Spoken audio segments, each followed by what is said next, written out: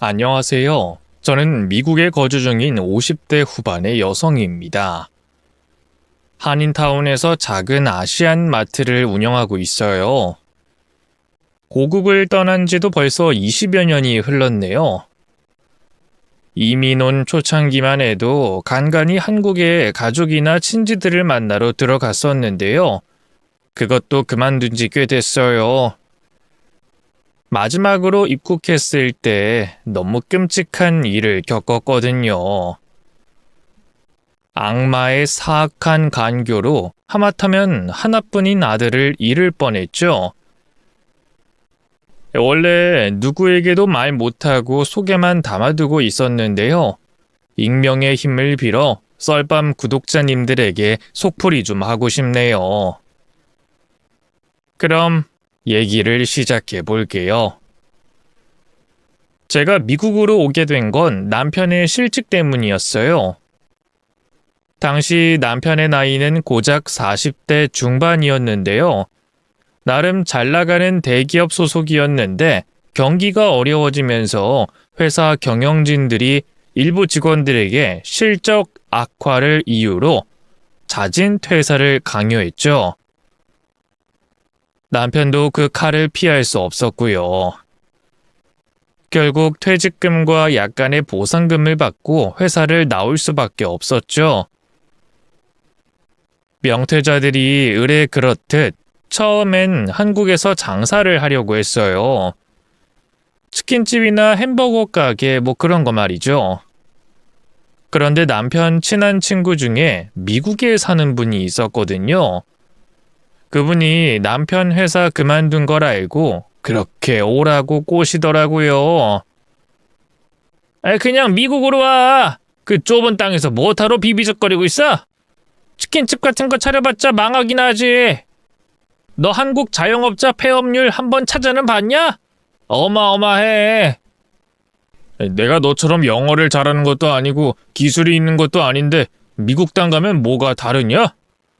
야, 미국의 한인타운이 얼마나 잘 돼 있는데 영어 못해도 전혀 상관없어. 그리고 여기는 다들 똘똘 뭉쳐서 동포들끼리 의리가 엄청나. 치킨집을 하든 마트를 하든 무조건 한국 사람이 하는 데 걸 팔아준다고. 오면 내가 적응하는 거 도와줄게. 재수 씨랑 한번 상의해보고 잘 생각해봐. 남편은 혹하는 눈치였어요. 그 친구가 워낙 말을 잘하기도 했고요. 옛날부터 미국에 대한 로망이 있는 사람이었거든요. 저도 아직 젊을 때라 그랬을까요? 미국에 간다는 게 두렵긴 했지만 딱히 싫진 않더라고요. 당시 중학생이던 아들의 학업에도 도움이 될 것 같았죠.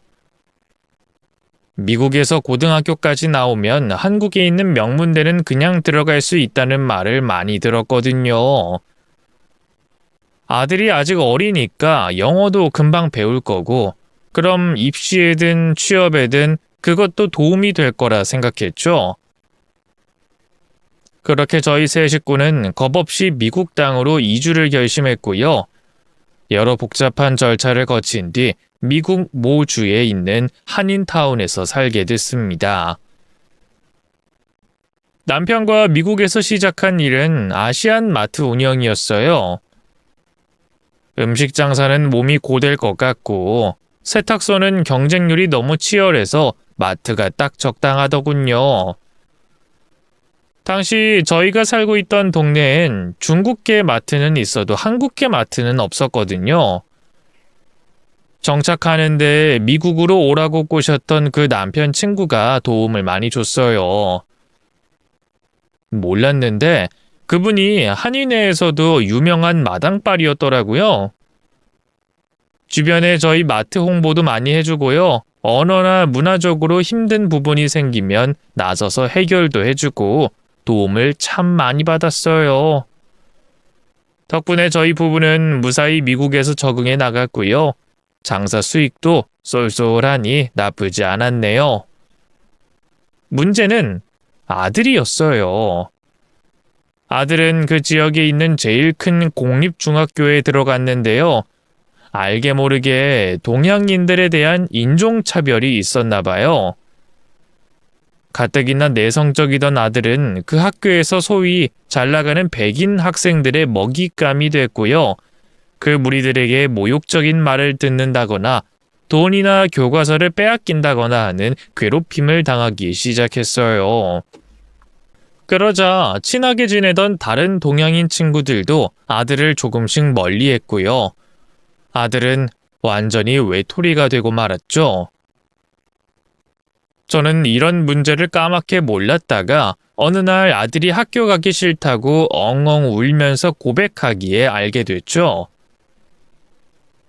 바로 학교를 찾아가 따졌어요. 하지만 한국인 아줌마가 서툰 영어 실력으로 뭐 얼마나 대단한 결과를 냈겠어요. 오히려 아들은 그날 이후 학교에서 마마보이라고 더 크게 놀림받기 시작했고요. 결국 아예 등교 거부를 하기 시작했습니다. 그래도 학기 거의 막바지였기 때문에 간신히 중학교는 졸업할 수 있었는데요. 문제는 고등학교였어요. 아들은 어차피 공부에 흥미도 없었고 친구들도 다 싫다면서 진학하지 않겠다고 버텼어요. 손목을 긋고 수면제를 먹는 등 자해 행위를 하며 협박했기 때문에 남편과 저는 아들의 부탁을 들어줄 수밖에 없었죠. 결국 아들은 고등학교 진학을 포기했고요. 거의 집안에만 틀어박혀 잘 나오지도 않았어요. 어쩌다 마트 일손이 바쁠 때 도우러 나오는 정도가 외출의 전부였죠. 하나뿐인 아들이 그렇게 되니 속이 썩어 문드러지더군요. 괜히 미국으로 와서 아들의 인생을 망쳤다는 후회와 자책감도 들었네요. 이제라도 한국에 돌아갈까 고민도 해봤지만 남편이 반대했어요. 이제 거기에 기반도 없는데 가서 뭘 먹고 살 거며 한번 은둔형 외톨이가 된 아들이 한국 학교에서라고 적응을 잘 하겠냐는 거였죠. 아들에게 물어보니 아니나 다를까 한국에서도 학교를 잘 다닐 자신이 없다 하더군요. 그런 아들이 답답하면서도 가여웠어요. 또래 친구들과 어울리긴커녕 허구한 날 집에 틀어박혀 게임만 하고 어쩌다 하는 외출 장소는 부모가 일하는 마트가 전부인 그 비좁은 세계가 걱정스럽기도 했죠. 그런 제 마음을 하늘이 알아준 걸까요? 어느 날 운명처럼 아들에게 구원자가 나타났어요. 미국 여행 중에 잠깐 한인타운에 들린 어느 한국인 아가씨였죠. 그 아가씨가 김치를 사려고 처음 저희 마트에 들렸을 때 때마침 볼 일이 있어 외출한 남편 대신 아들이 카운터를 보고 있었는데요. 그 아가씨는 중장년층이 대부분인 동네에서 또래 아들을 보니 반가웠나 봐요. 한동안 이 동네에 머물 예정이라면서 가이드를 해줄 수 있냐고 묻더군요. 전 아들이 당연히 거절할 거라고 생각했어요. 하지만 웬걸 아들은 잠시 망설이는가 싶더니 이내 고개를 끄덕이더군요. 가만 보니 귓볼이 새빨갛더라고요. 그 아가씨에게 첫눈에 반했다는 걸 바로 눈치챘죠. 그 전까지 아들은 연애는커녕 흔한 동성 친구조차 없었어요. 인간관계에 서툰 아들이 풋사랑의 마음을 다칠까봐 걱정됐죠. 하지만 그렇다고 모처럼 밖에 나갈 결심을 한 아들을 말릴 수도 없었네요. 그렇게 아들은 사흘가량 그 아가씨와 함께 여기저길 쏘다녔어요. 다행히 데이트가 잘 풀리는지 나날이 얼굴이 꽃처럼 피어나더군요. 아들, 그 아가씨랑 오늘도 만나기로 했어? 네. 이따가 같이 밥 먹고 공원 산책하기로 했어요. 그 밥 먹기로 한 레스토랑에서 파는 햄버거가 유명하다던데 맛있으면 어머니랑 아버지 것도 포장해 올까요? 원래 아들이 미국 오기 전까지 딸처럼 애교도 많고 곰살 맞았거든요. 그 아가씨를 만난 뒤 다시 옛날의 그 모습을 조금씩 되찾는 것 같아 얼마나 행복했는지 몰라요. 그 아가씨가 한국으로 돌아가는 날이 다가올수록 아쉬울 정도였죠. 제가 생각했던 것보다 아들의 마음은 더 깊었나 봐요. 그 아가씨가 한국으로 돌아가고 나서도 한동안 메일로 연락을 주고받는 것 같더니 어느 날 갑자기 저와 남편에게 한국으로 가겠다 하더군요. 갑자기 한국은 왜? 너 설마 그 아가씨 때문에 그러니? 네, 그 미정이가 요즘 일이 많이 힘든가 봐요. 제가 옆에 있어주고 싶어요. 몰랐는데 그 아가씨는 어릴 때 조실 부모하고 쭉 혼자 살았다 하더라고요. 최근에 운영하던 카페가 어려워지면서 여러 가지로 마음고생을 하고 있는 모양이더군요. 아들은 이미 한국에 가서 어떻게든 그 아가씨를 만나야겠다는 생각밖엔 없어 보였어요. 사랑에 눈이 먼 거였죠. 얼마나 있다 올 건데? 설마 아예 거기서 살 생각은 아닌 거지? 잘 모르겠어요.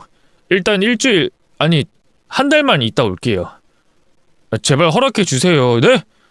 이대로 미정이 놓치면 평생 후회할 것 같아요. 아들이 그렇게 간절하게 무언가를 부탁한 건 처음이었어요. 결국 저와 남편은 아들의 한국행 비행기 표를 끊어주고 약간의 여행 경비를 보태줬죠. 그리고 무슨 일이 있으면 꼭 연락하라고 했죠. 아들은 거듭 고맙다 인사하고는 다음날 바로 짐을 싸서 한국으로 가버렸네요. 그리고 정확히 한 달 뒤 아들은 집으로 돌아왔어요. 옆에는 그 아가씨가 함께였죠. 아버지, 어머니, 저 미정이와 결혼하고 싶어요. 저희들 만난 기간은 짧지만 서로 진심으로 사랑하고 있어요.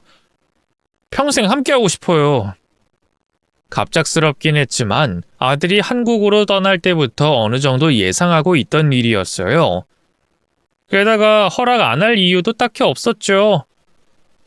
비록 그 아가씨를 오래 본 건 아니지만 마트에서 잠깐 만날 때마다 참한 아가씨라는 인상을 받았거든요. 미국에 온 뒤로 은둔형 외톨이처럼 고립돼 있던 아들을 세상 밖으로 끌어내준 것도 그 아가씨였고요.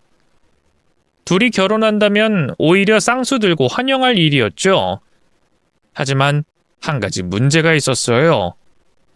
바로 아들이 결혼 후 미국이 아닌 한국에서 살고 싶다는 거였죠.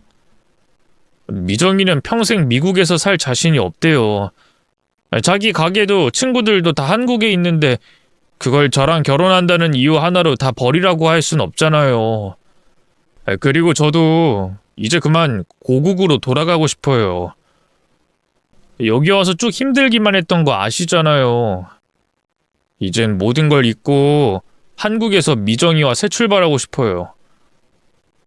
아니, 미정이가 한국에 부모가 있는 것도 아니고 여기서 우리랑 같이 사는 게 그 애한테도 더 좋지 않겠어? 그래도 미정이가 한평생 살아온 고국이잖아요.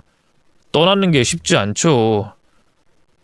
그렇긴 하겠다만 한국엔 아무 기반도 없는데 네가 거기서 뭘 하면서 먹고 살게? 경제적인 문제는 걱정하지 마세요. 미정이 가게도 있고 저도 일 도우면서 천천히 뭐 할지 알아볼 거예요. 아직 젊고 몸도 멀쩡한데 뭐든 못하겠어요. 아니, 난 너무 갑작스럽구나. 자식이라곤 상철이 너 하나뿐인데 갑자기 떠난다니. 죄송해요, 어머니, 아버지. 자주 놀러 올 테니까 걱정 마세요. 그리고 요즘 전화도 얼마나 잘 돼 있어요. 매일 연락 드릴게요. 자식 이기는 부모 없다잖아요. 결국 저와 남편은 아들의 결혼과 한국행을 허락할 수밖에 없었어요. 결혼식은 미국에서 한 번, 그리고 한국에서 또 한 번 이렇게 2번을 치렀네요.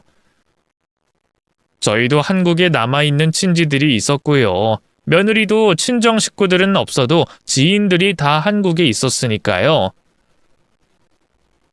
그렇게 한국에서 2번째 결혼식을 치르자마자 저와 남편은 바로 다시 미국으로 돌아와야 했어요. 자영업 특성상 오래 가게 문을 닫아놓을 수가 없었거든요. 설마 아들과 이렇게 다른 나라에서 각각 떨어져 살게 될 줄은 몰랐는데 돌아오는 비행기 안에서 서글픈 마음에 얼마나 울었나 몰라요. 그래도 다행히 아들은 한국에서 며느리와 함께 잘 지내는 것 같았어요. 약속한 것처럼 전화도 매일 해줬고요.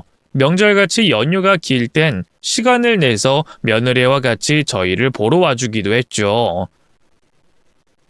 그때마다 얼굴이 어찌나 좋아 보이던지 잘 지내고 있구나 안심이 절로 됐어요. 며느리도 예상했던 것처럼 참 싹싹하고 착한 아이였어요. 아들만큼은 아니지만 연락도 자주 하고요. 저와 남편 생일엔 국제 소포로 이런저런 선물도 보내줬죠.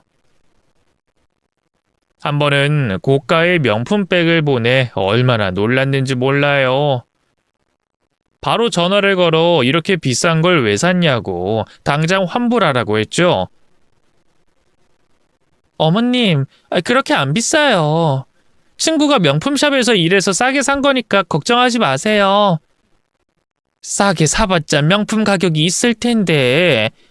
난 이런 좋은 가방 필요 없으니까 그냥 환불하고 너희 필요한데 쓰렴. 응? 그런 말씀 마세요, 어머님. 저 때문에 하나뿐인 아들하고 생이별하셨잖아요. 그게 늘 죄송했어요. 그래서 어머님 생일 기념해서 큰맘 먹고 산 거니까 예쁘게 들어주세요. 아셨죠? 머나먼 이국 땅에서도 저와 남편을 살뜰하게 챙기려 노력하는 며느리가 얼마나 예뻤나 몰라요. 심지어 결혼한 지 2년 만에 떡두꺼비 같은 손주까지 안겨줬더랬죠. 그런 며느리가 너무 고마워서 남편과 상의 끝에 서울에 신축 아파트를 한 채 사줬어요. 결혼할 때 아들도 며느리도 모아둔 돈이 없어서 저와 남편이 집을 해줬는데요. 그때는 아들과 며느리가 언제 헤어질지 모른다고 생각해 작은 빌라 전세를 해줬거든요. 둘이 만난 지도 얼마 안 돼 하는 결혼이었고 젊은 사람들은 사랑에 확 불탔다가도 금방 식고는 했으니까요. 그치만 이젠 아들과 며느리가 오래오래 예쁘게 잘 살겠다는 확신이 들더라고요. 그래서 손주도 생겼겠다. 큰맘 먹고 신축 아파트를 장만해 준 거였죠. 그쯤에 아들은 작은 제조회사를 다니고 있었고요. 며느리는 여전히 카페를 운영 중이었는데 둘 다 수입이 그렇게 큰 편은 아니었거든요. 이사 온 새 집 너무 좋아요, 어머님, 아버님. 이 집에서 앞으로 그이 뒷바라지도 열심히 하고 경민이도 잘 키울게요. 감사합니다. 며느리는 눈물까지 흘리면서 기뻐했어요. 그런 반응에 남편과 저도 참 뿌듯했죠. 마트 매출이 잘 나오는 편이긴 해도 서울 집값이 워낙 높았던지라 조금 무리를 했거든요. 사는 순간까지 고민이 많았는데 며느리가 그렇게 좋아하니 잘 샀다 싶더라고요. 그렇게 새 집에서 아들네가 행복한 가정을 꾸려나갈 거라 한치도 의심하지 않았는데 사람 일이라는 게 참 어떻게 흘러갈지 알 수 없는 것 같아요.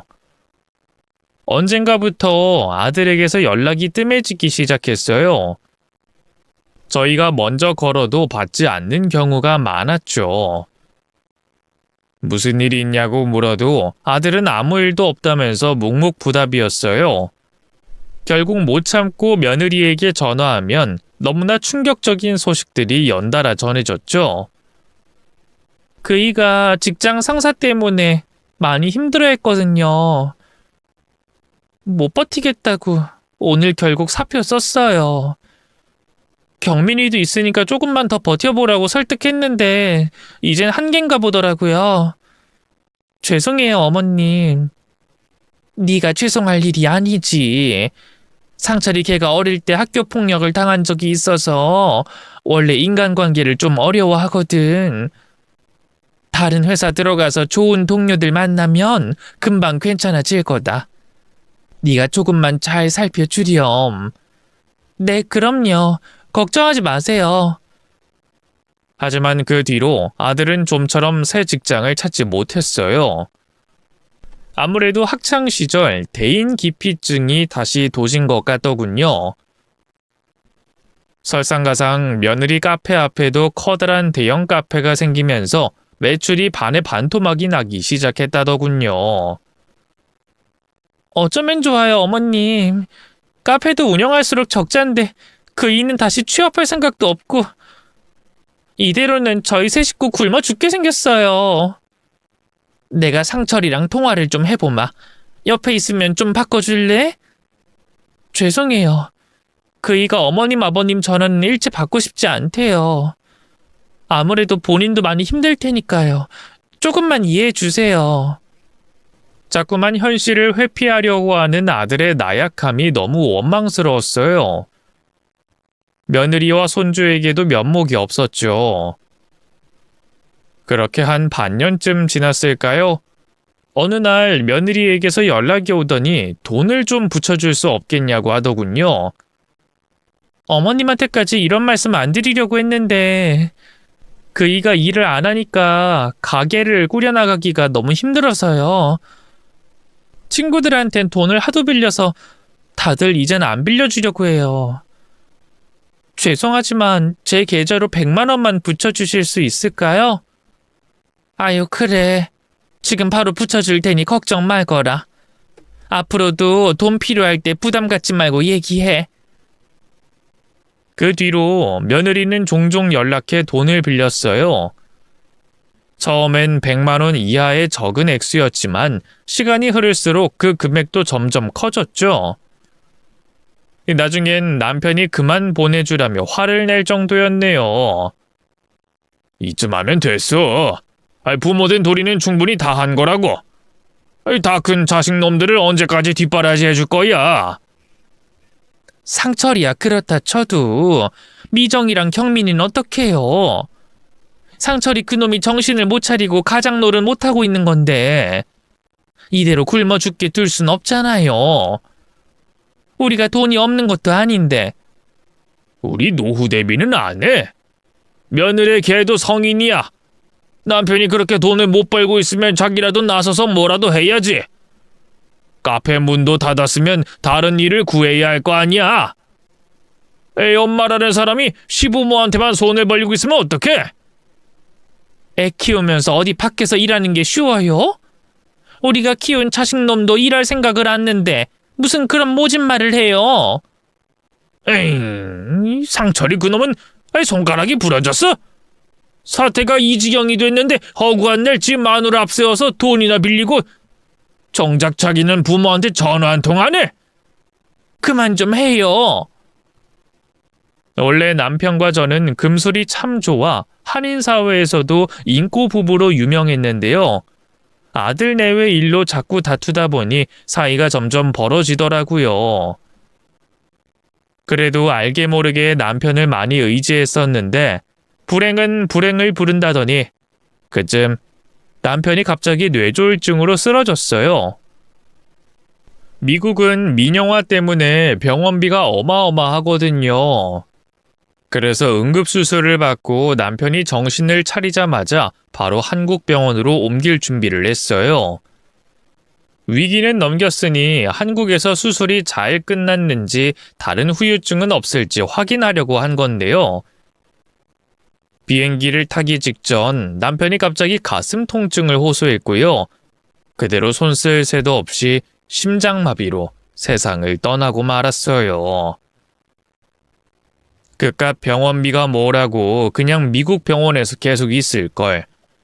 그쯤 아들네 생활비를 대주느라 저희 부부 형편도 좀 빠듯한 편이었거든요. 그래서 조금이라도 돈을 아껴보려다 그만 남편을 잃고 만 거였죠. 너무 허망하고 가슴 아팠어요. 남편의 영정사진 앞에서 울고 또 울다가 그대로 혼절까지 했더랬죠. 아들과 며느리도 남편의 부고 소식을 듣고 부랴부랴 미국으로 건너왔어요. 그런데 남편의 죽음으로 넋이 나간 와중에도 아들의 상한 얼굴이 눈에 들어오더군요. 푹 꺼진 눈가에 퀭한 얼굴, 자기 멋대로 자란 수염까지. 멀쩡해 보이는 구석이 하나도 없었어요. 몸도 뼈밖에 안 남았더군요. 그 옆에 곱게 화장하고 선 며느리와 너무 비교가 되더라고요. 아니 상철아, 너 어디 아팠니? 얼굴이 왜 이렇게 상했어? 제 말에 아들은 애써 미소 지어 보였어요. 아프긴요. 오랜만에 장거리 이동해서 그렇죠 뭐. 그동안 연락 못 드려서 죄송해요. 아들의 말에 또다시 눈물이 울컥 흐르기 시작했어요. 그거야 하는 놈이 1년 넘게 전화 한 통을 안 해? 죄송해요. 저도 연락드리고 싶었는데 회사 그만두고 영 면이 안 서서. 앞으로는 자주 연락드릴게요. 아들은 그동안의 불효를 만회하듯 장례식장에서 상주 노릇을 톡톡히 했어요. 남편까지 떠난 마당에 그런 아들을 보고 있자니 든든하더군요. 그렇게 장례식을 무사히 끝내고 아들 내외와 다시 이별할 걸 생각하니 숨이 콱 막히더라고요. 남편의 빈자리가 너무 크게 다가와서 말이죠. 그런 제 마음을 눈치챈 걸까요? 공항으로 떠나기 전 아들이 갑자기 제게 뜻밖의 말을 하더라고요. 아버지도 돌아가셨는데 어머니 마트 정리하고 한국 들어오시는 게 어때요? 글쎄다. 그래도 벌써 여기서 15년 넘게 살았는데 이제 와서 한국 가면 적응할 수 있을까? 한국에서 태어나서 30년 넘게 사셨는데 그게 무슨 말이에요. 저랑 경민 엄마도 있는데요. 그 말에 마음이 확 동했을 때였어요. 잠자코 저희 모자의 대화를 듣고 있던 며느리가 끼어들더군요. 경민 아빠 왜 그래? 어머님이 여기 정착한 지가 몇 년인데. 한국 오면 친구도 없고 나랑 당신도 일구하러 다니랴 경민이 키우랴 바쁘잖아. 어머님 잘 챙기지도 못할 텐데 얼마나 외로워하시겠어. 차라리 여기서 계속 마트 일하시면서 이웃분들이랑 교류하는 게 낫지. 어머님 아직 젊으신데 집에만 계시면 우울증 올 거야. 저를 진심으로 걱정하는 것 같기도 했고 한편으로는 저와 같이 살기 싫어서 애써 돌려 말하는 것처럼 보이기도 했어요. 그런 며느리의 반응도 내심 서운했지만 그보다 더 서운했던 건 아들의 반응이었네요. 며느리의 말이 끝나기가 무섭게 냉큼 고개를 끄덕이더군요. 당신 말이 맞네. 내가 생각이 짧았다. 어머니, 앞으로 자주 전화 드릴게요. 어머니도 저희 보고 싶을 땐 언제든 전화하세요. 아셨죠? 저를 챙기듯이 굴 땐 언제고 자기 며느리가 한마디 했다고 바로 꼬리를 내리는 꼴이라니 팔불출이 따로 없다 싶더군요. 아들에게 서운한 건 그뿐만이 아니었어요. 남편 장례를 치르자마자 슬그머니 제게 유산에 대해 묻더군요. 돌아가신 할머니 말로는 아버지 앞으로 고향에 땅이 하나 있다던데 어머니도 아시죠? 그리고 아버지 앞으로 생명보험금도 있지 않았어요? 다 합치면 제 앞으로 떨어지는 유산이 대략 얼마쯤 될까요?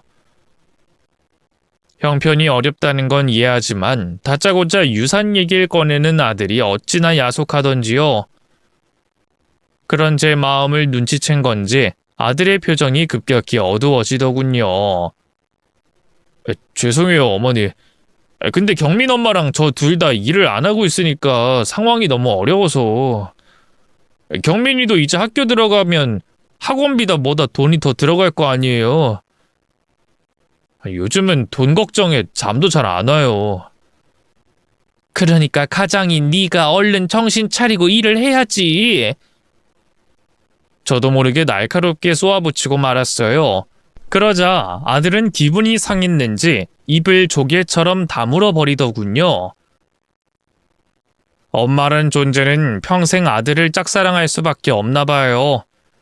그 모습에 또 괜히 상처를 준 것 같아 안절부절하게 되더군요. 결국 남편이 물려준 유산 대부분을 전부 아들에게 줬어요. 못해도 5억 정도는 됐을 텐데요. 뭐 어차피 저야 미국에 집도 있겠다. 마트에서 나오는 매출만으로도 혼자 먹고 살긴 충분했으니까요. 대신 앞으로 생활비는 보태주지 않을 거라고 단호하게 얘기했죠. 어머님 덕분에 살았어요. 이 사람도 이제 정신 차리고 취업할 거예요. 저도 경민이 좀 더 크면 친구 카페에서 아르바이트라도 할 생각이고요. 감사해요, 어머님. 며느리는 눈물까지 흘리면서 거듭 고개를 숙였어요. 반면 아들은 별말 없더군요. 아버지 목숨값을 받게 된 셈이니 스스로가 염치 없게 느껴져 그럴 거다 싶었어요. 그래서 그냥 잘 가라며 별말 않고 한국으로 보내줬네요. 그 뒤로 아들은 종종 안부차 제게 전화를 걸어왔어요. 하지만 그것도 잠시, 또다시 언젠가부터 연락이 뚝 끊겼어요. 이번엔 며느리조차 연락을 하지 않더군요. 제가 직접 걸어봐도 부재중으로 넘어가기 일쑤였죠. 처음엔 화가 났고 나중엔 걱정이 되더라고요. 혹시 무슨 큰일이 생겼나 싶어서 말이죠. 그렇게 아들 내외와 연락이 뚝 끊긴 지 2달쯤 됐을까요? 더는 안 되겠다 싶어 한국행 비행기를 알아보던 중 갑자기 마트로 전화가 한 통 왔어요. 한국에 있는 모 대학 병원인데 글쎄 아들과 며느리가 빗길 교통사고로 숨졌다지 뭐예요. 도저히 믿기지 않는 비보에 그대로 쓰러질 뻔했어요. 손님들의 도움으로 간신히 정신을 차린 뒤 급하게 마트 문을 닫고 제일 빠른 비행기를 예약해 한국으로 향했죠. 병원 영안실에서 만난 아들과 며느리의 시신은 이루 말할 수 없을 만큼 참혹했어요. 차량 폭발로 화재가 크게 났다더니 얼굴은 너무 심하게 훼손돼 아예 알아볼 수도 없었죠. 그나마 둘의 손에 끼워진 결혼 반지와 제가 선물했던 시계 같은 물건들로 이 끔찍한 시신 2구가 아들과 며느리라는 걸 짐작할 수 있었네요. 마지막 인사마저 나누지 못하고 이렇게 생때같이 젊은 2 자식을 떠나보내다니. 남편을 잃었을 때보다 더 슬프고 참담했네요. 저도 그 뒤를 따라가고 싶은 마음뿐이었죠. 하지만 생때같이 어린 손주를 생각하면 그럴 수도 없었어요.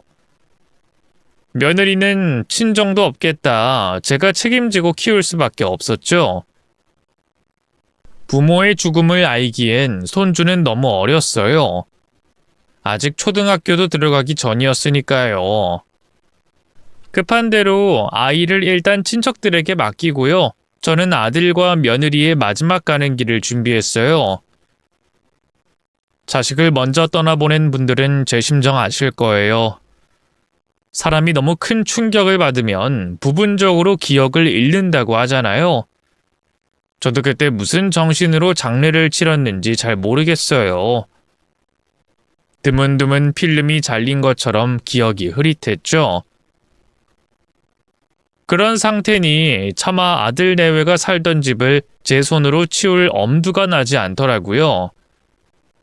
그래서 유품 정리사에게 돈은 넉넉히 챙겨줄 테니 집 좀 잘 정리해달라고 부탁했어요. 너무 젊은 남자분이 와서 걱정을 좀 했는데 다행히 말하는 거나 행동하는 걸 보니 믿음직스럽고 선량해 보이더라고요. 그분과 다른 직원들이 아들 내외 집을 정리하는 동안 저는 근처 카페에서 기다리기로 했네요. 반나절 정도 걸릴 것 같다고 했는데 웬걸 한 2-3시간쯤 지났을 때 갑자기 유품 정리사에게서 연락이 왔어요. 벌써 끝났냐고 묻자 그분이 뜻밖의 말을 하더군요. 아니요, 그게 아니라 뭔가 이상한 점을 발견해서요. 어머님이 잠깐 와서 좀 보셔야겠는데요. 이상한 점이라뇨? 전화로 하긴 좀 그렇고요. 오시면 직접 보여드리고 설명할게요. 알겠어요. 지금 바로 갈게요. 전화를 끊고 아들내외가 살던 집으로 향하는데 기분이 영 이상하더라고요. 아들과 며느리가 사실은 자살한 거라 유서 같은 거라도 발견한 건 아닌지, 아니면 의도적으로 누군가에게 살해당했다는 증거가 발견된 건 아닌지, 그 짧은 시간에 별의별 생각이 다 들더군요. 그런데 아들 집에 도착한 저는 눈앞에 펼쳐진 광경에 경악하고 말았어요. 집안 곳곳에 쓰레기가 산처럼 쌓여 있었고요. 가구며 가전제품이며 멀쩡한 게 하나도 없더군요. 이게 대체 뭔가요? 어머님은 모르셨어요? 아드님이나 며느님 둘 중에 한 분이 저장강박증 같은 걸 앓고 있었던 것 같은데. 저장강박증이요? 그게 뭔데요? 일종의 정신병 같은 거예요. 물건이나 쓰레기를 못 버리고 계속 쌓아만 두는 거죠. 우울증이나 불안장애 같은 거 겪고 있는 사람도 무기력증 때문에 집안꼴을 이렇게 만들기도 하고요. 유품정리사의 말에 두 다리가 후들거렸어요. 며느리는 멀쩡한 아이이니 아무래도 아들이 그런 게 아닐까 싶었거든요. 그런데 충격적인 일은 거기서 끝이 아니었습니다. 어머님, 제가 부른 건 이것 때문이 아니고요. 잠시만 이쪽으로 와보세요. 유품정리사가 저를 작은 방으로 안내했어요. 그리고 보여준 건 작은 구형 태블릿 PC였습니다. 보자마자 바로 기억이 나더군요. 미국으로 건너간 지 얼마 안 됐을 때 제가 아들 생일 선물로 사준 거였어요.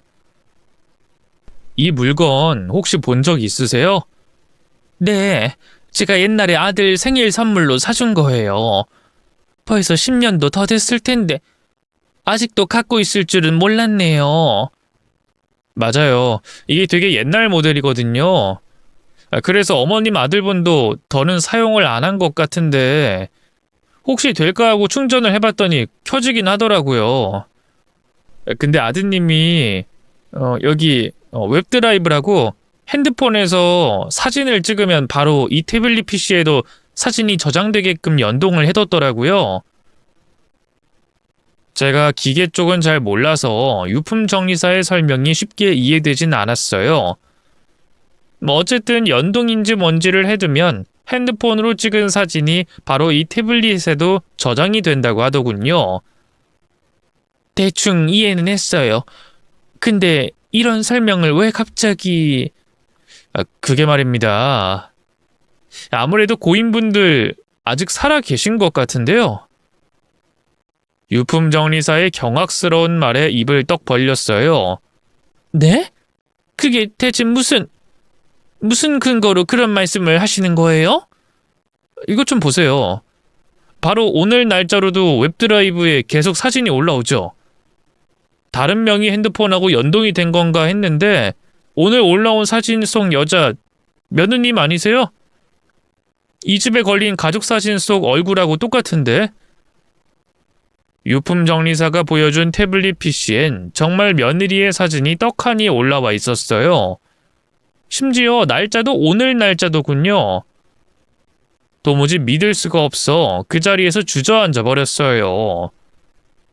놀란 유품정리사가 저를 재빨리 부축하더군요. 괜찮으세요, 어머님? 모른 척할까 했는데 아무래도 말씀드려야 할 것 같아서. 제가 괜한 짓을 한 건가요? 아니에요. 알려주셔서 감사합니다. 저 잠깐 그 태블릿 PC 좀 확인할 수 있을까요?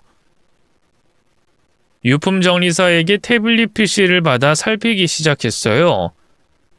처음엔 작동법이 어려웠지만 커다란 핸드폰이라고 생각하니 별로 어렵지 않더라고요. 깔려있는 앱은 몇 개 없었는데요. 그중 메신저 앱이 유독 눈에 들어오더군요. 들어가 보니 웬걸 아들이 아니라 며느리 이름으로 로그인이 되어 있더라고요. 그런데 메신저 대화 내역을 살피던 저는 그만 입을 틀어막고 말았어요. 믿을 수 없게도 며느리는 아들 모르게 이 남자 저 남자와 미래를 즐기고 있었어요. 심지어 단순히 하룻밤같이 잘 목적으로 만난 남자들도 수두룩하더군요. 덜덜 떨리는 손으로 가장 자주 연락하던 남자 중 한 명의 대화 내용을 처음부터 끝까지 살펴봤어요. 손주의 이름이 자꾸만 언급되더군요. 맞아요. 경민이는 아들의 친자가 아니라 그 남자의 자식이었던 거예요. 거듭 덮쳐오던 진실의 파도에 너절해져 있던 것도 잠시. 정말 며느리와 아들이 아직 살아있는 거라면 이대로 그냥 둬선 안 되겠다 싶더라고요. 혹시 아들이나 며느리가 지금 어디 있는지 위치 같은 것도 알 방법이 있을까요? 제 부탁에 유품 정리사가 바로 고개를 끄덕였어요. 그럼요. 이 드라이브에 올라온 사진들 정보 보기를 하면 찍힌 위치도 다 떠요. 한번 해볼까요? 네. 제가 그런 건 잘 몰라서 부탁 좀 드릴게요. 따로 돈도 쳐드리고요. 잠시만 기다려보세요. 유품 정리사는 가장 최근에 올라온 사진 하나를 다운받더니 위치 정보를 확인하기 시작했어요. 기술 발전이 참 놀랍더군요. 10분도 안 돼 바로 아들과 며느리가 있는 곳을 알아낼 수 있었죠. 저는 유품 정리사가 건넨 주소 적힌 종이를 품에 안고 바로 길을 떠났네요. 도착한 곳은 우리나라 끝자락에 있는 작은 산골 마을이었어요. 정확한 주소까진 뜨지 않아 사진에 나온 배경을 보면서 물어물어 아들을 찾기 시작했는데요. 읍내 식당 아주머니가 저희 아들과 며느리 사진을 보고 바로 알아보더라고요. 산에 있는 작은 움막에서 살고 있다 하더군요. 아들이 살아있을지도 모른다는 가능성에 점점 무게가 더해졌죠. 식당 아주머니가 알려준 산으로 얼마나 깊이 들어갔을까요? 해질녘이 될 무렵에야 마침내 그 움막에 도착할 수 있었어요. 때마침 누군가 움막 밖으로 나오더군요. 믿을 수 없게도 죽은 줄로만 알았던 제 하나뿐인 아들이었어요. 이윽고 아들도 저를 발견하고는 대경실색하더군요. 어머니! 어머니가 여긴 어떻게 찾아온 거예요? 그건 내가 할 말이야. 이놈아, 난 네가 죽은 줄 알고 장례까지 치렀는데 대체 이게 어떻게 된 일이야? 내가 이해할 수 있게 설명해봐. 얼른! 제 최근에 아들은 갑자기 와락 울음을 터뜨렸어요. 죄송해요, 어머니. 저도 그러고 싶지 않았어요. 아버지 그렇게 되신 지도 얼마 안 됐는데 저까지 세상 떠났다고 하면 어머니가 어떤 심정일지 차마 상상할 수가 없었으니까요. 그걸 알면서 대체 왜 그랬냔 말이야? 에? 죄송해요. 정말 죄송해요. 감정이 복받쳐 올랐는지 급기야 아들은 오열하기 시작했어요. 그런 아들을 끌어안고 저도 한참을 울었네요. 됐어. 이렇게 네가 무사한 것만으로도 하늘에 감사드릴 일이야. 이렇게 멀쩡히 살아있어줘서 고맙다, 상철아. 정말 고마워. 제 말에 아들이 고개를 가로저었어요. 아니에요, 어머니. 저야말로 어머니까지 속여서 죄송해요. 얼마나 놀라셨어요. 놀라다 마다. 난 너 따라갈 생각까지 하고 있었어. 이놈아, 대체 왜 이런 몹쓸 짓을 벌인 거야? 이제 좀 진정이 된 걸까요? 아들이 감춰져 있던 진실을 차근차근 고백하기 시작했어요. 저도 어쩔 수가 없었어요. 빚을 감당할 수 없을 만큼 늘어나서. 뭐? 빚이라니? 네가 빚이 있다고? 그게 실은 저랑 미정이가 모아둔 돈이 별로 없었잖아요. 저 회사 다니고 미정이 카페 할 때도 벌이가 그렇게 좋은 편은 아니었고요. 근데 미정이가 원래 쓰던 씀씀이가 있어서 돈 아끼는 걸 많이 힘들어했어요. 그러다 보니 결국 대출까지 받게 됐는데 나중에 1금융권에선 아예 대출이 안 나오더라고요. 그래서 2금융권, 3금융권에도 손을 대게 됐고 그러다 보니 빚이 기하급수적으로 늘기 시작했어요. 그러니까 미정이가 차라리 죽은 사람인 척 호적을 없애버리자고. 자기 아는 사람 중에 가짜 신분증 만들어주는 중국인이 있다고 그 사람한테 새 신분증 사서 한국을 떠나자고 하더라고요. 어차피 빚뿐이니까 어머니가 상속 포기인가 뭔가 하면 빚도 안 넘어가고 그대로 없어진다고. 너무 걱정하지 말라고 해서. 당신 미정이 의견을 따르는 것밖엔 방법이 없다고 생각했어요. 어머니한텐 나중에 해외에서 어느 정도 시간이 흐르면 연락드리려고 했는데 설마 여기까지 찾아오실 줄은 몰랐어요. 죄송해요, 어머니. 아들의 어마어마한 폭로에 입이 떡 벌어졌어요. 교통사고도 그 중국인한테 부탁해서 무연고 시신을 사서 꾸민 거라고 하더군요. 조폭과 연줄이 다 있어서 돈만 주면 못해주는 게 없는 사람이라 하더라고요. 그 돈도 죽은 아들과 며느리 명의로 빚을 내 쓴 거라대요. 즉, 새 신분만 사면 아들과 며느리가 갚을 일이 없는 돈이었죠. 어떻게 이런 말도 안 되는 간교를 생각해냈는지 믿어지지가 않았어요. 가까스로 정신을 차린 뒤 다시 아들을 향해 입을 열었죠. 빚이 대체 얼마나 되는데 이런 말도 안 되는 짓을 저지른 거야? 그게 제 앞으로는 한 3억 정도 있고요. 미정이 앞으로도 그 정도 돼요. 생각보다 더 큰 액수에 입이 떡 벌어졌어요. 그 큰 돈을 대체 어디에 쓴 거야? 미정이 씀씀이가 대체 어느 정도길래? 그게 그러니까 머뭇거리는 아들에게 바로 호통을 쳤어요. 감출 생각 말고 솔직하게 말해. 미정이가 스트레스를 물건 사는 걸로 풀어서요. 명품 가방이나 옷 같은 것도 시즌별로 신상 나올 때마다 다 사야 직성이 풀리는 애고요. 음식도 고급 레스토랑에서 파는 거 아니면 입도 안 됐어요.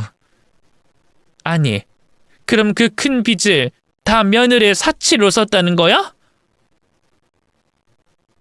단순히 사치라는 그런 문제가 아니에요. 미정인 지금 정신적으로 많이 아픈 거라고요. 문득 엉망이던 아들네 아파트가 생각났어요. 설마 집안 꼴을 그렇게 만든 것도 네가 아니라 미정이인 거니? 저장 강박인가 뭔가 그런 거야? 맞아요. 물건을 잔뜩 사면 풀어보지도 않고 그냥 계속 쌓아만 둬요. 청소라도 할라 치면 미친 사람처럼 소리를 지르고 난리를 펴대서 인터넷으로 찾아보니까 저장 강박증인가 뭔가 그거 맞다고 하더라고요. 사실 제가 회사 그만둔 것도 미정이 때문이에요.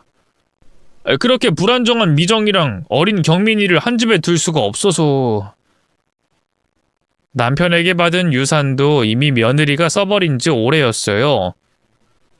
최근엔 도박에도 푹 빠져서 돈만 생겼다 하면 하우스인가 뭔가 하는 불법 도박장으로 향한다 하더군요. 안 보인다 싶었는데 지금도 거기에 가 있다 하더라고요. 그런 며느리 상태에 대해 지금까지 한마디도 안 한 아들을 이해할 수 없었어요.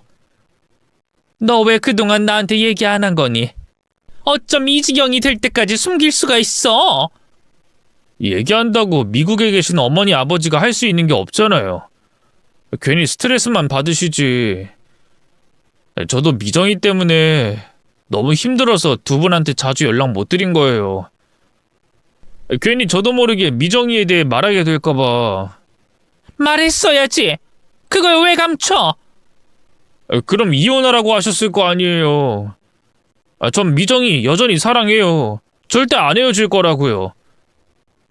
아들의 말을 듣고 있자니 기가 막히더라고요. 이 와중에도 사랑이니 뭐니 하는 소리를 하고 있는 꼴을 보니 미친 게 아닌가 싶더군요. 안 되겠다. 며느리랑 살면서 너까지 미쳐버린 게 분명해. 너 당장 짐 싸서 나랑 같이 서울로 올라가자. 가서 사망신고도 취소하고 전부 다 바로 잡자고.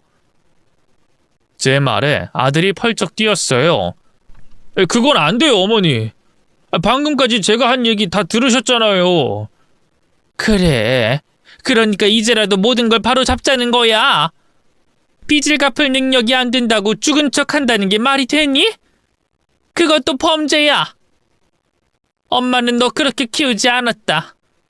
당장 서울 올라가자. 올라가서 사망신고 취소하고 너 며느리랑은 당장 이혼해. 감당 못할 정도로 사치를 부리는 것도 모자라 그런 간교까지 꾸미다니. 모르겠어? 나중에 수틀리면 널 죽일 수도 있는 악독한 애라고. 미정이 그런 사람 아니에요. 어머니가 뭘 한다고 그렇게 말씀하시는 거예요? 아들은 이런 상황에서도 아직도 며느리를 두둔하기 바빴어요. 요즘 말로 가스라이팅이라고 하나요? 아주 제대로 홀린 모양새였죠.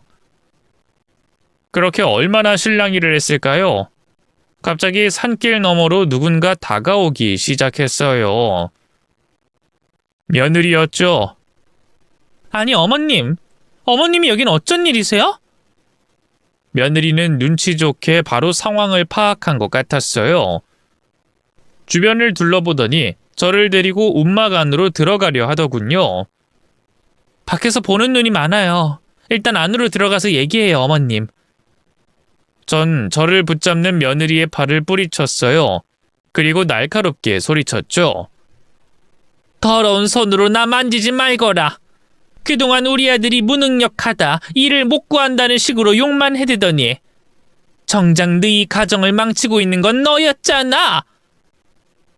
도박에 사치에 저장강박에 이게 말이나 되는 일이니?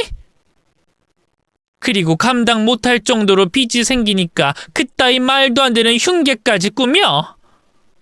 너 때문에 내 아들은 쓰지도 않은 빚을 잔뜩 떠안고 이젠 죽은 사람까지 됐잖아. 어떻게 책임질 거야?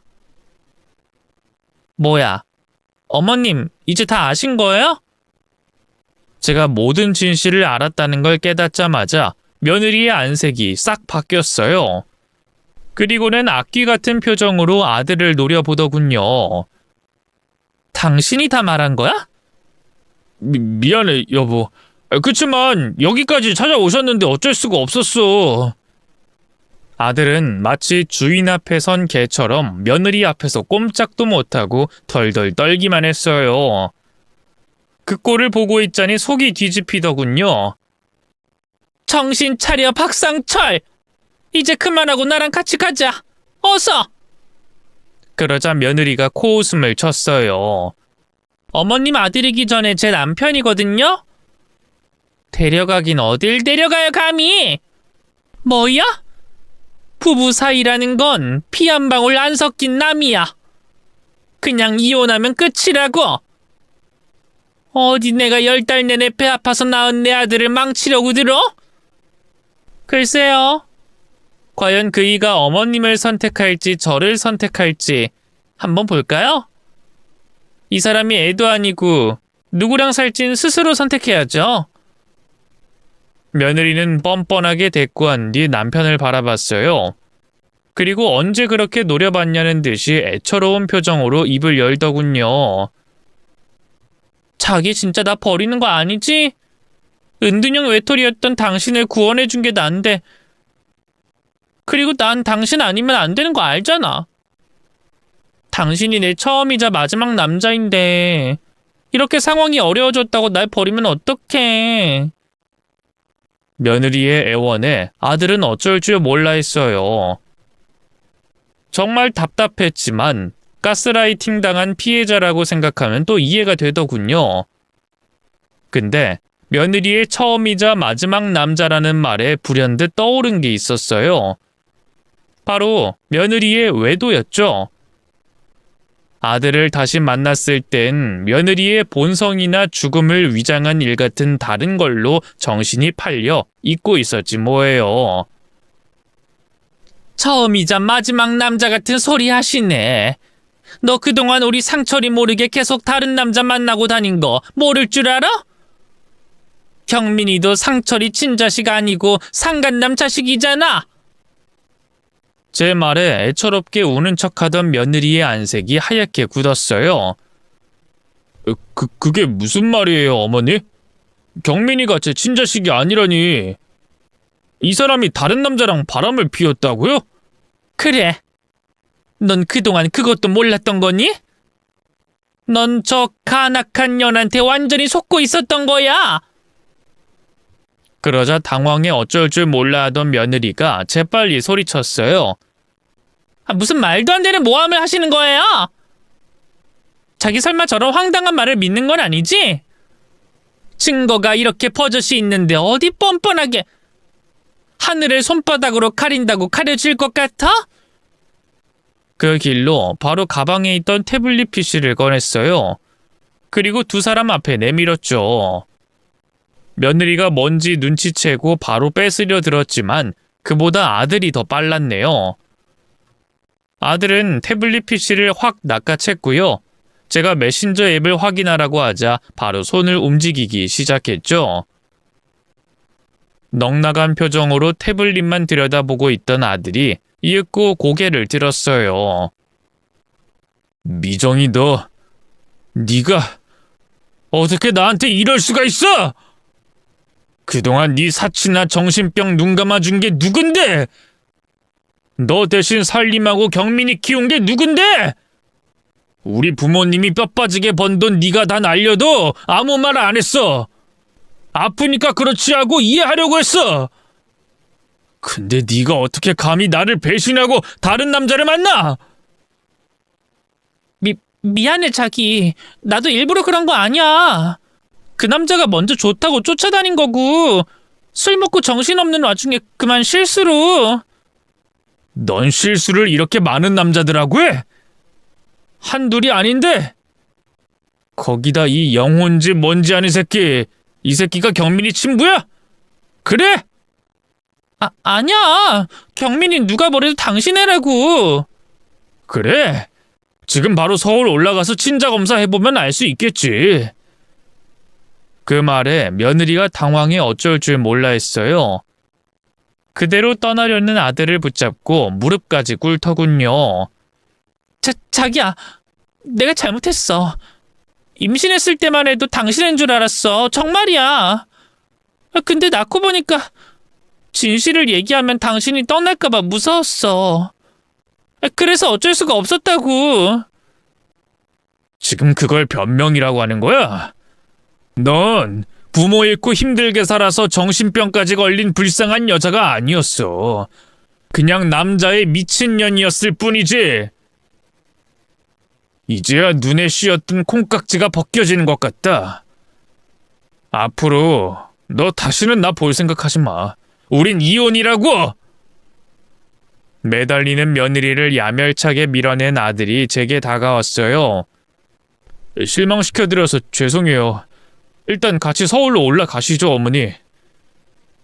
그렇게 아들 손을 잡고 그 움막을 막 벗어났을 때였어요. 갑자기 뒤에 있던 며느리가 제게 달려들었어요. 그리고 우악스러운 손길로 제 목을 조르기 시작했죠. 망할 놓친네.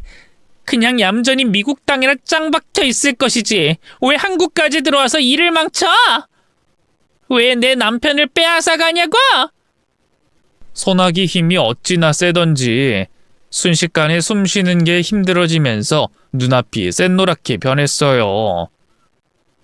이대로 죽는구나 까무룩 의식을 놓으려던 바로 그 순간 아들이 그런 며느리를 억지로 떼어내 땅에 처박았죠.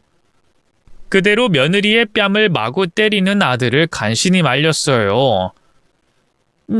난 괜찮으니까 얼른 여길 떠나자.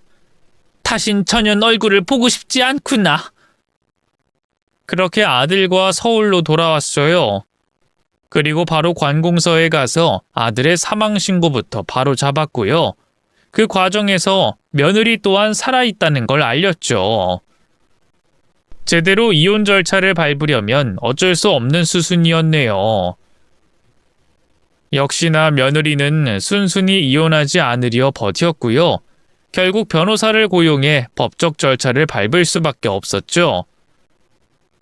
그 지리한 과정을 여기 다 담을 순 없지만 어쨌든 아들은 무사히 며느리와 이혼할 수 있었답니다.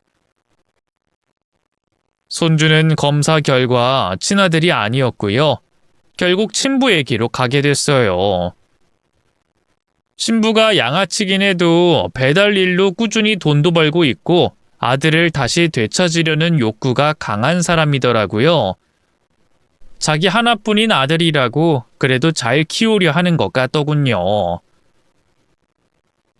아들과 이혼 후 며느리는 그야말로 밑바닥 인생을 살고 있어요. 한동안 그래도 아들 친부와 같이 사는 것 같더니 얼마 안 가 그 친부와도 이혼했지 뭐예요. 여전히 그 사치병을 버리지 못한 것 같더라고요. 듣자 하니 빚을 돌려막기 하다 못해 불법 사채에까지 손을 댔다고 하더군요. 과거엔 그래도 그 예쁜 얼굴 덕에 남자들 등쳐먹으며 어떻게든 산 것 같지만 화살같이 흐른 세월과 급격하게 찐 살로 이제 더는 남자를 꼬시기도 힘들어졌거든요. 본인도 그걸 알았는지 언젠가부터 자꾸만 저희 아들에게 다시 연락이 오더라고요. 자기가 잘못했다고 제발 다시 만나달라고 말이죠. 다행히 전 며느리의 쇠뇌와 가스라이팅에서 벗어난 아들은 넘어가지 않았어요. 오히려 한 번만 더 연락하면 소송을 걸 거라고 겁박을 했죠. 아들 앞으로 되어 있는 빚이 실상은 전부 전 며느리가 쓴 거니까요. 전 며느리는 그 말을 듣고 겁이 덜컥 났는지 다신 연락하지 않더군요. 사실 아들이 진 3억에 가까운 빚이 억울해서 변호사를 비롯해 여기저기에 방법이 있는지 알아봤어요. 그런데 아무리 전 며느리가 쓴 돈이라고 해도 아들 앞으로 된 빚이니 아들이 갚을 의무가 있다고 하더군요. 어쨌든 빚을 낼 당시 두 사람은 부부 사이였고 전 며느리가 아들에게 강요나 협박을 해서 돈을 탈취한 게 아니었으니까 말이에요. 속상했지만 인생 공부한 셈 치기로 했어요. 아들과 제가 전 며느리에게서 벗어난 값이라고 치면 싸다고 느껴지기도 했고요. 아들도 본인의 어리석음으로 인해 생긴 빚인 만큼 스스로 책임지고 싶다고 하더군요. 어쨌든 전 며느리는 사채업자들을 피해 도망자 생활 중이에요. 잡히면 인신매매나 장기매매 같은 걸로 목숨까지 위험해질 판이죠. 그렇다고 걱정이 되거나 동정심이 들진 않아요. 우리 아들 인생을 망친 만큼 평생 고통받길 바랄 뿐입니다. 현재 저와 아들은 미국에서 잘 살고 있어요. 마트 일이라는 게 은근히 힘쓸 일도 많아서 남편 떠나고 저 혼자 운영하기 벅찰 때도 많았는데요. 지금은 아들이 곁에서 도와주니 든든해요. 매출의 일부를 월급처럼 주고 있는데요. 아들은 그 돈으로 꾸준히 빚을 갚아나가고 있습니다. 전부 탕감하려면 아직 갈 길이 멀지만 그래도 매달 원금과 이자를 조금씩 갚을 수 있다는 것만으로도 만족하고 있어요. 아들은 삼시세끼 배부르게 잘 챙겨 먹고 매일 보람차게 일한 뒤 작은 집에서 쉴 수 있다는 것만으로도 천국에 있는 것 같대요. 부모로서 욕심이 있다면 아들이 이번에야말로 진짜 좋은 여자를 만나 자기만의 가정을 꾸렸으면 하는 거예요. 저도 나이가 있으니 언제까지 아들의 곁에 있을지 모르는 일이니까요. 하지만 아들은 전 며느리와의 일이 단단히 트라우마가 됐는지 평생 혼자 살고 싶다 하네요. 집신도 다 제 짝이 있다고 부디 내년엔 아들이 좋은 반려를 만났으면 하는 마음뿐입니다.